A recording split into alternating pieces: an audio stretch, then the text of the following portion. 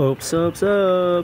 Magluto data og fried chicken na walay harina. Kanang sigurado gyud ka nga manuot ang lasa sa laman sa imong fried chicken mga kasando. Ug mao ni unang proseso mga kasando. Ato nang ibutang ang atong manok ug mga lamas mga kasando. Sibuyas, ahos, sibuyas dahonan, laurel ug paminta. Kay mao ni makatanggal sa langsa sa manok ug makahatag og aroma. Kanang makapahumot sa atong manok nga lutoon unya ba. Ug nagbutang dai putag asin mga kasando. Kay mao ra gyud pud nay makapalasa pug dugang mga kasando. Ug nibutang putag toyo mga kasando kay mao punay makapadugang sa nindot sa color sa atong piniritong manok kunya ba. Ug ayaw kalimot sa liquid seasoning mga kasando kay mao ra gyud nay makapalami sa imong iluto ba, ilabi na kung naay ginisa after 10 na gyud ng lamia. Ug aning dapita mga kasando ato ra gyud siyang pabukawon hantod mahumok siya. Ug mao na ni mga kasando niabot na ang oras nga pwede na siya paghaonon. Tanawa ang color mga kasando di ba, perting nindota. Ug naabot mo sa pagtanaw aning video ha. Daghang kayong salamat sa inyong suporta. Ug shout out sa inyo ha. Ug comment lang sa ubos kung asa mong dapita kay para mahibalan po nato kung asa ninabot ning video ha.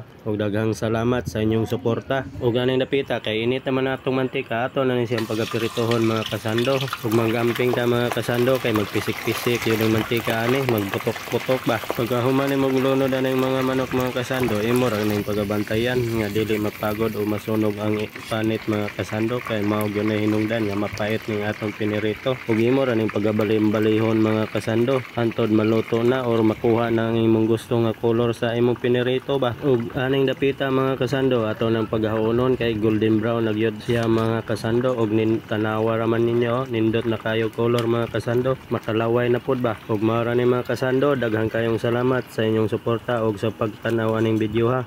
Thank you mga kasando, bye bye.